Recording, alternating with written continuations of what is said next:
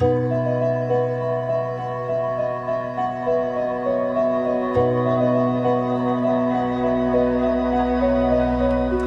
back. We're so pleased you've joined us again for session 2. No two marriages are exactly the same, just as no two individuals are the same either.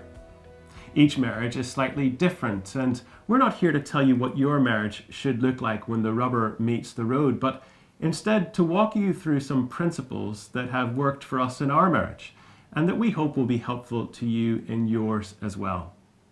Let's start with communication.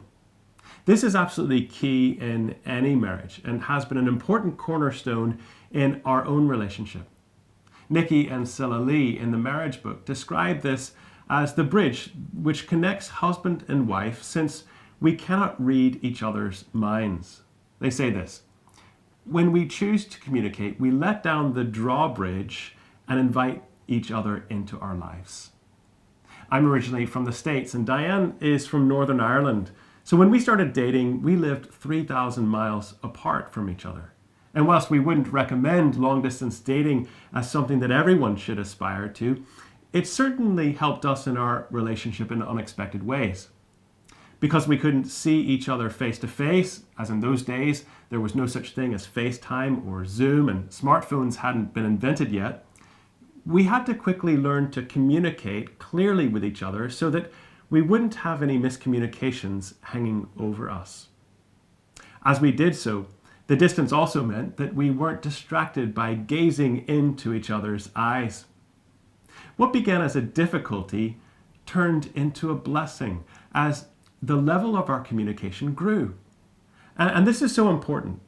Diane Vaughan, a sociologist at Oxford University, after 10 years of research, concluded that in almost every marriage that breaks down, there is a failure of communication. I think it is fair to say that men are not very good at taking hints or at reading women's minds. There is no point in getting upset about something and not actually communicating to our spouse about what is wrong. I'm more of an introvert, so I tend to shy away from conflict. So if I'm annoyed with Jim, I tend to become very quiet.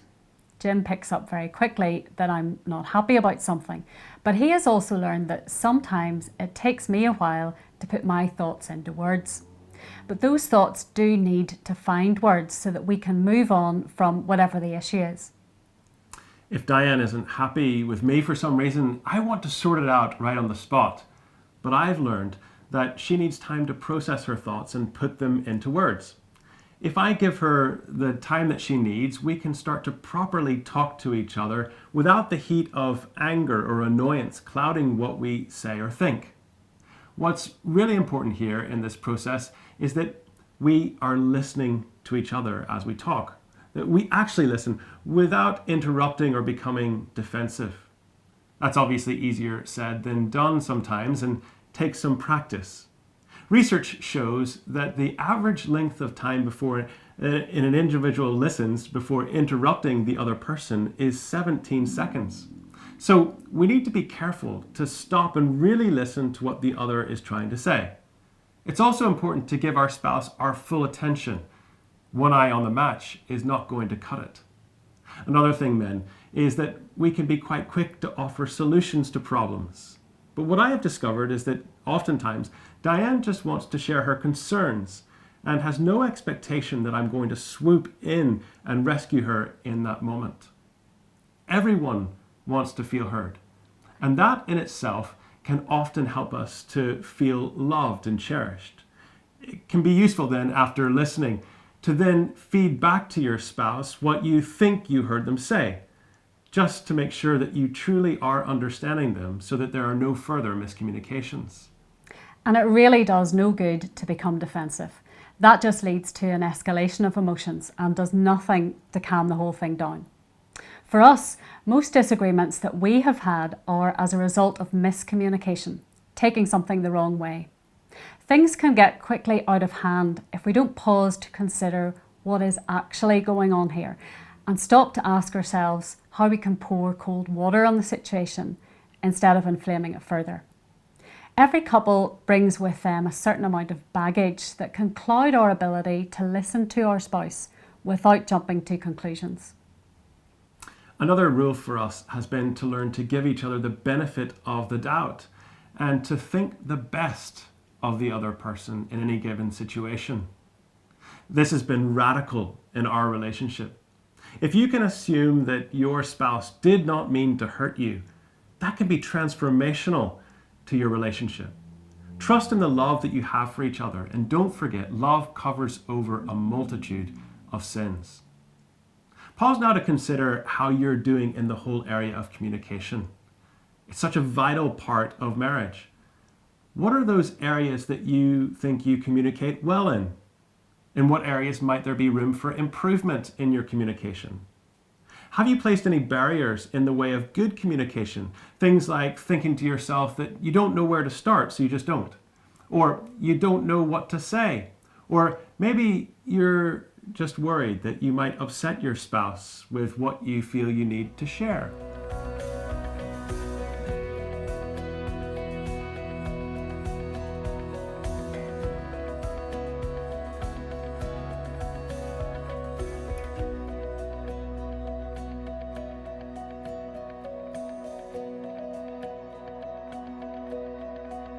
The second thing we want to look at in this session is how to show appreciation and not take each other for granted. When we got married, my dad gave us several pieces of great advice. One was, never take each other for granted. I think that the longer you are married, the easier that is to do, especially as the busyness of life and the demands of children and job can easily take over. It requires effort to remain appreciative of our spouse and all they mean to us. How we show that appreciation will vary according to our own personality. We tend to show love and appreciation in the way that we would like to receive it ourselves. Which brings us to the 5 love languages coined by Gary Chapman, which I'm sure many of you are familiar with. These are ways that we often turn to in order to show and receive love. The first one is this: loving words. These are affirming words of thanks, encouragement, kindness, and love.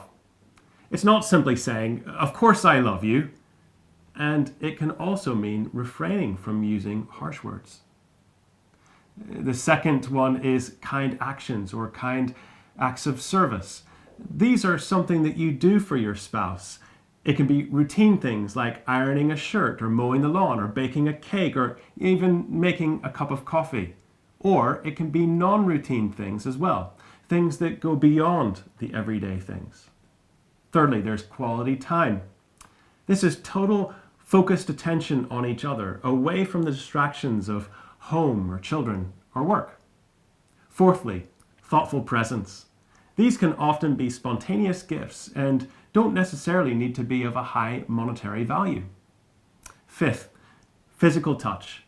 Being shown affection and love through touch, which is a basic need for everyone. I love coffee, and to help you understand for a moment what we mean by these 5 love languages, I want to share with you a picture that we came across. Have a read through this and see what you think.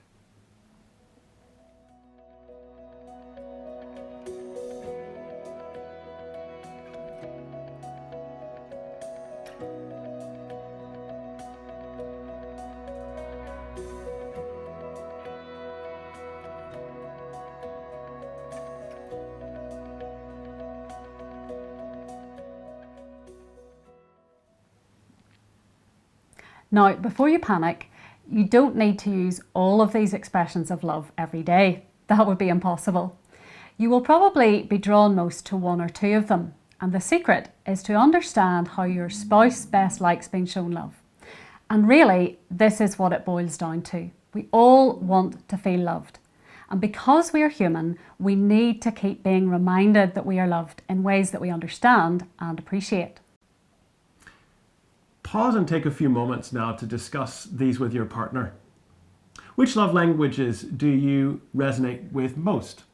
In other words, how do you most like to receive love yourself? How do you show your love?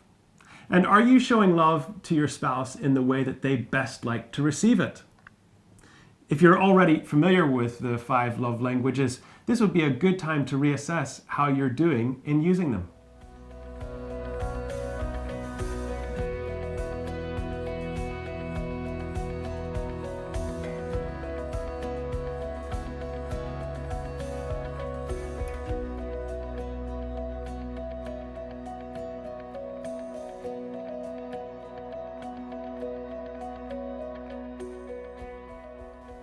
Gary Chapman describes the process of expressing love in the right way as filling up our love tanks, which can become empty over time if we're not careful. When our love tanks are full, we feel content and confident in our spouse's love for us. The reverse is true. When they are empty, we can start to feel distanced from each other. Quite early on in our relationship, I realised that when Jim ran around vacuuming, it wasn't because he thought the house needed cleaning, it was because he was using kind actions to show me love.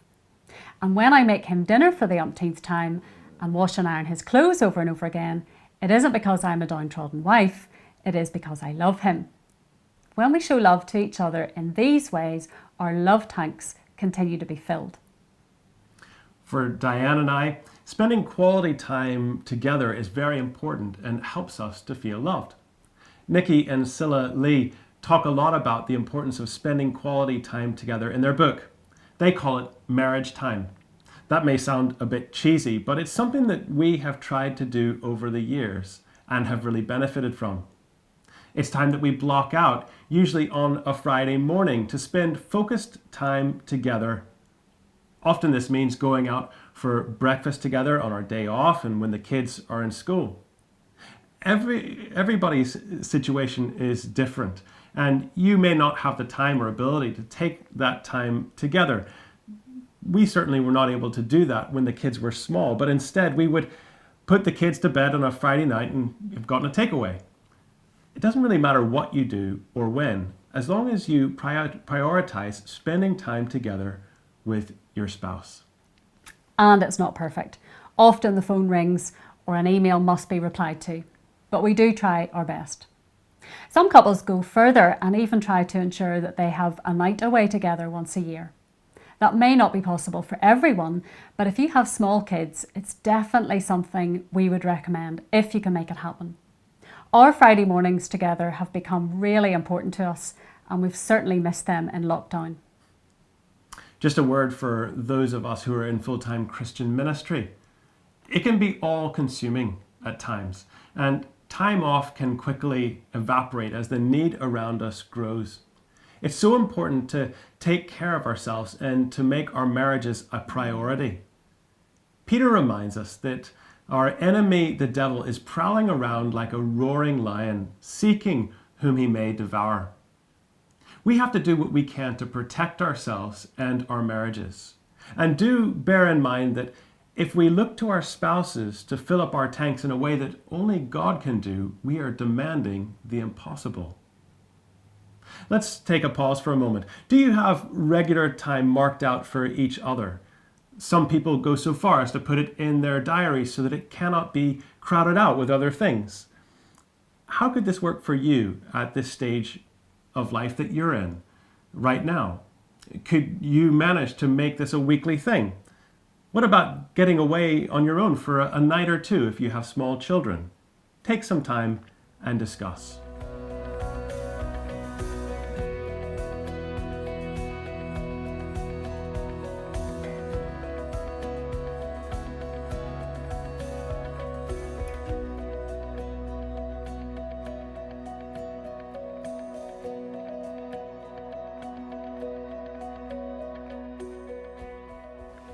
Something else that has really helped us to understand each other more fully is the personality guide, the Enneagram. I'm sure that some of you have heard of this. Whether it's looking at that particular tool or another one, we believe it is key that you take time to think about your personalities in order to understand your spouse more fully.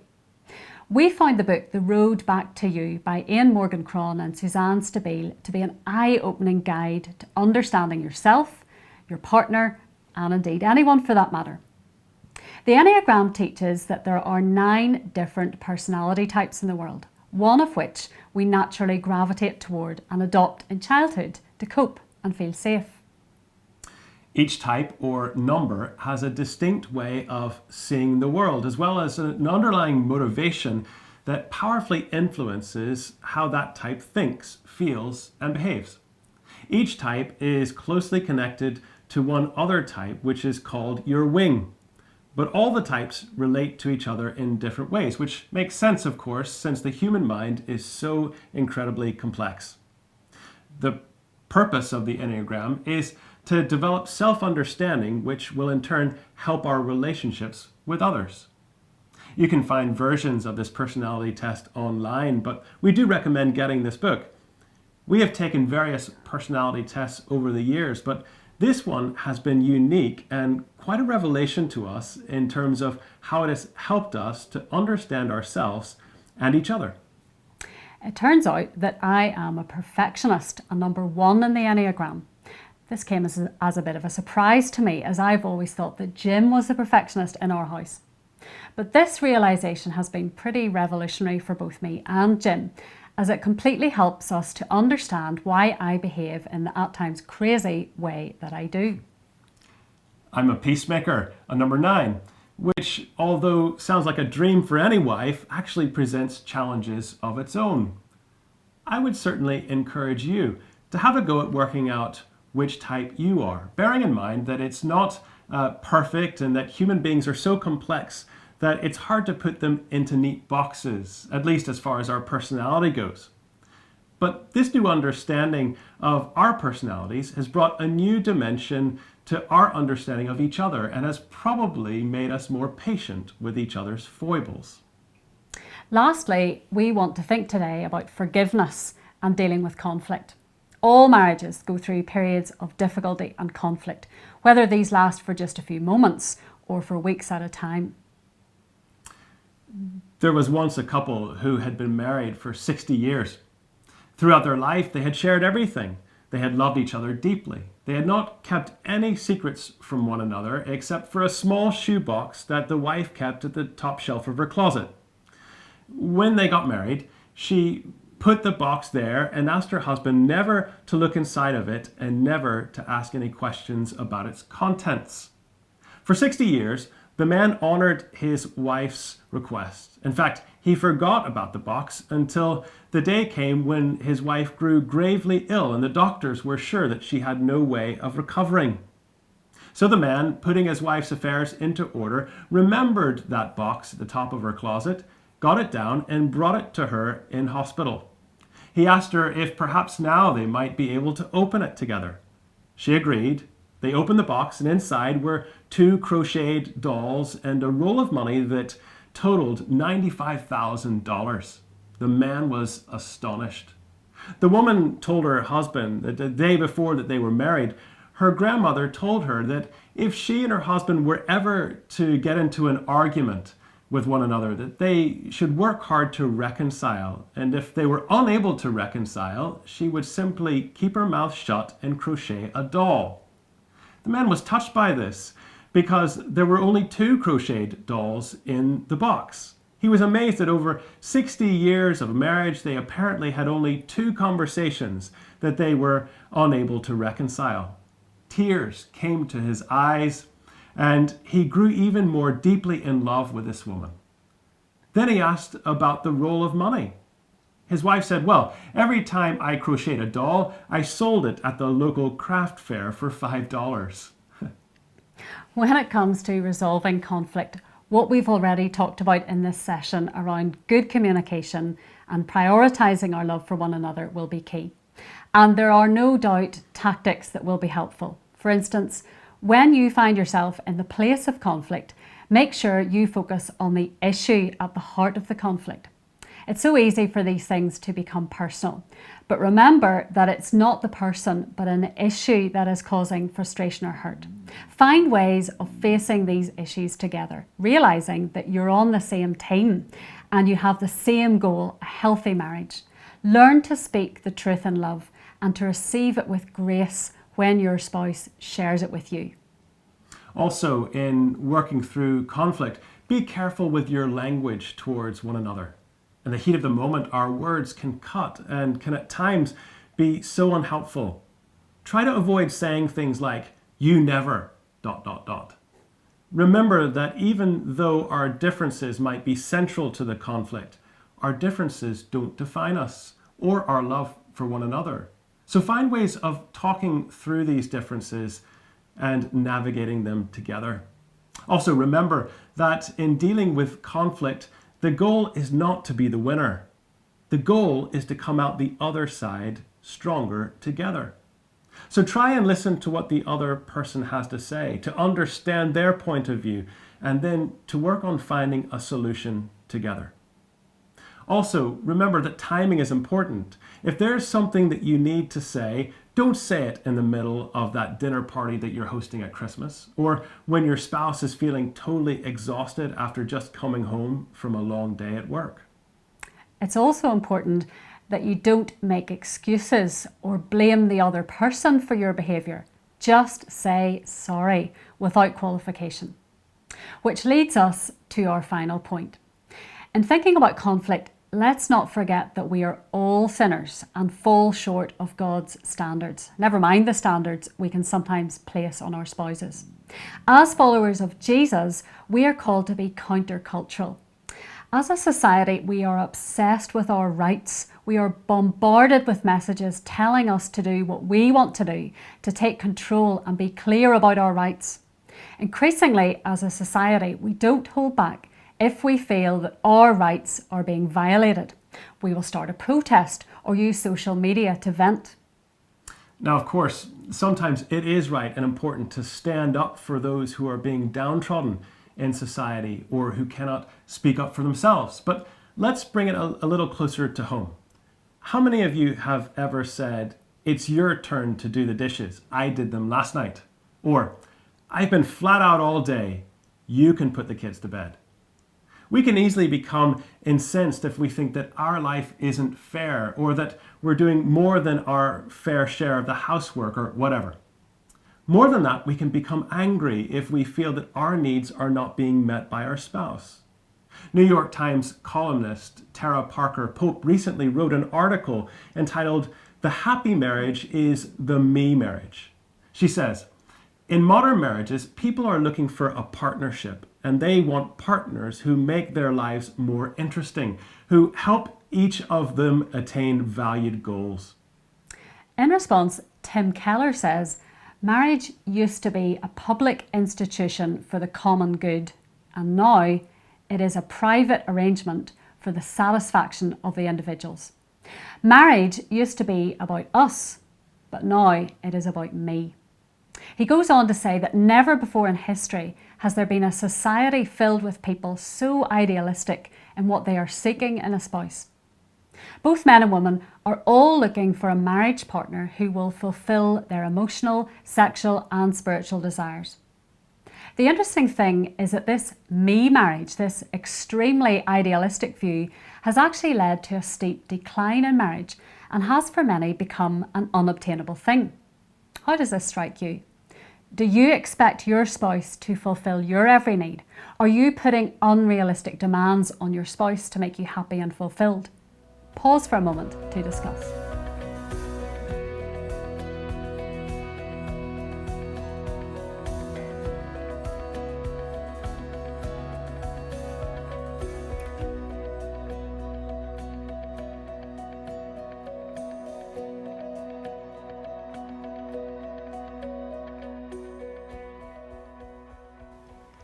The point is this, as author Denis de Rougemont said, why should neurotic, selfish, immature people suddenly become angels when they fall in love?